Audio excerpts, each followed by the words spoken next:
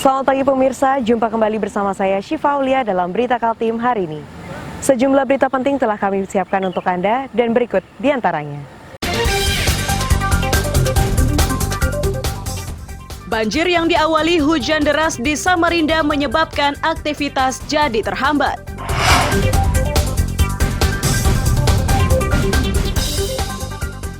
Upacara peringatan Hardiknas di SD Negeri 002 Balikpapan dilakukan dengan cara berbeda. Seluruh peserta upacara harus mengenakan baju adat.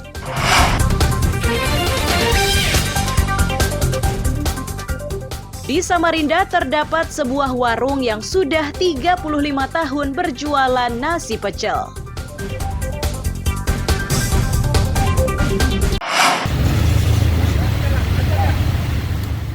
Sejumlah pengendara roda 2 terpaksa mendorong kendaraannya yang mengalami kerusakan mesin karena kemasukan air saat melintas di Jalan DI Panjaitan, Sungai Pinang, Samarinda, Senin malam. Ini terjadi saat kawasan tersebut digenangi banjir usai diguyur hujan deras sepanjang Senin petang hingga malam. Banjir juga merendam sejumlah rumah dan tempat usaha di kawasan tersebut. Satgas BPBD bersama relawan kemanusiaan menyatakan banjir diawali hujan deras yang terjadi dari sore hingga malam. Banjir di kawasan ini menjadi perhatian serius karena termasuk daerah rendah dan berbentuk cekungan.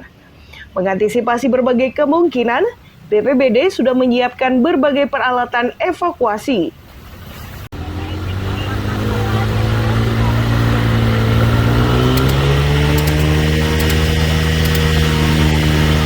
Dari sore, dari sore. Jam 6, setengah 6 itu sampai di jam 8 malam tadi. Sampai jam 8 malam tadi ya. Bang, ini air ini dari mana sih, Bang, kira-kira, Bang? Air ini beneran mungkin dari curah hujan yang lumayan deras dan juga memang sini memang wadahnya agak rendah, agak cekungan. Jadi kalau bila terjadi hujan rendah memang sering terjadi banjir. Oh, ini titik yang juga salah satu terparah di Samarinda, Bang, ya. Untuk BPBD sendiri yang sedang akan dilakukan ini apa nih, Bang? Ini sekarang kita membantu untuk mengatur lalu lintas sementara sampai nanti normal, baru kita kembali ke tempat dan kita lihat juga kondisi kalau memang dibutuhkan bantuan seperti peralatan kita siap turunkan.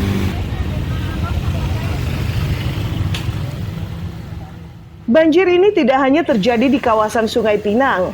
Tercatat puluhan daerah rawan yang terendam banjir seperti Kecamatan Sungai Pinang, Sungai Kunjang, Samarinda Seberang, Samarinda Ulu, dan Samarinda Kota. Amir Hamzah dan tim liputan melaporkan dari Samarinda.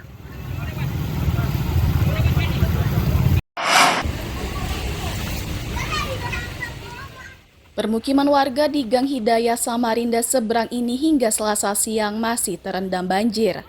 Kondisi tersebut menyebabkan warga kesulitan beraktivitas. Sejumlah warga yang bertahan di rumahnya terpaksa beraktivitas di tengah genangan air.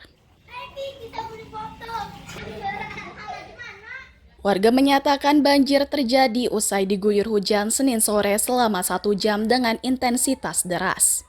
Banjir ini pun disebut parah karena air di dalam rumah hingga selutut orang dewasa atau sekitar 30 cm, sedangkan di halaman rumah ketinggian air lebih setengah meter.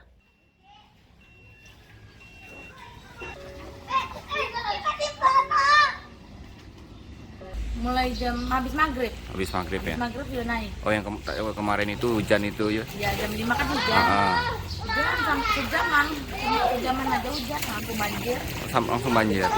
Tapi di daerah sini memang sering banjir kah atau gimana, Mbak? Tergantung hujannya, kalau deras sering betul hujan baru banjir. Belakangan ini Dari atas kan. belakangan ini sering banjir kah? Dari bulan kemarin belum ada. Belum ada, baru ini ya. Dan ini sampai mana tadi, Mbak, banjirnya, Mbak, paling tinggi? Tadi malam kami di dalam rumah selutut. Kami di bawah sudah sampai pinggang. Di dalam Selutut, satu lutut, di luar ini satu pinggang.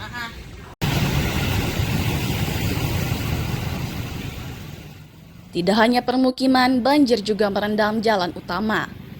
Pengguna kendaraan roda 2 maupun 4 harus berhati-hati saat melintas. Sementara di kawasan Sungai Kunjang, debit airnya masih dalam. Di beberapa titik kedalaman air lebih setengah meter. Warga berharap banjir segera surut agar aktivitas mereka tidak lagi terhambat. Debit air sudah mengalami penurunan.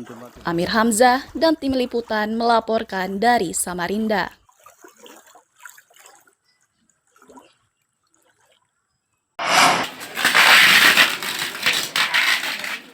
Jasad Serda Muhammad Herdi Fitriansyah, prajurit Batalion Arhanud Kostrat 16 Makassar, Sulawesi Selatan, tiba di rumah duka di Jalan Mawar, Desa Perjiwa, Tenggarong Seberang, Kutai Kartanegara 14 April 2023 lalu.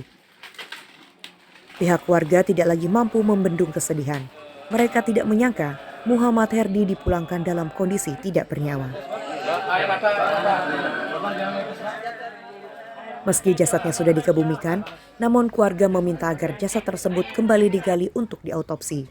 Langkah ini dilakukan agar pihak keluarga mengetahui secara pasti sebab kematiannya. Bahkan melalui kuasa hukumnya, pihak keluarga sudah berkirim surat secara resmi ke satuannya untuk rencana tersebut. Langkah yang saya tempuh, kami sudah bersurat ke Kodam 14 Makassar. Kami meminta agar penanganan kasus ini transparan, jangan diam.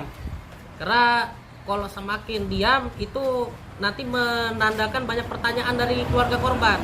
Itu yang pertama. Dan juga kami juga meminta sudah menyurat juga ke Denpom Makassar untuk melakukan pers di sana. Itu yang pertama. Dan juga kami meminta kepada RS Bayangkara untuk segera mengeluarkan hasil otopsi.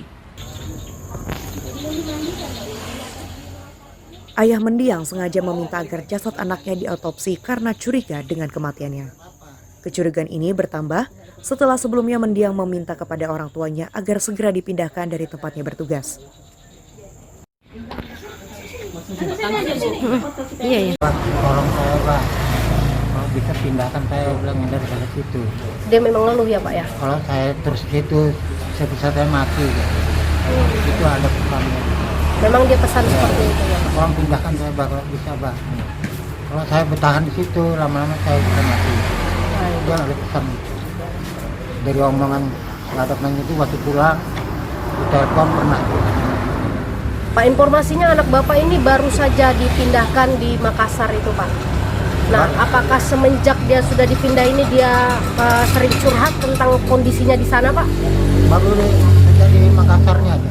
Waktu di Makassar saja dia cerita seperti itu Pak ya?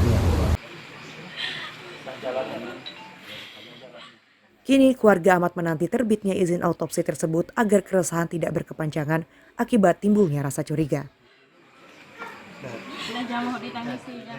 Amir Hamzah, Nina Erlina melaporkan dari Kutai Kartanegara.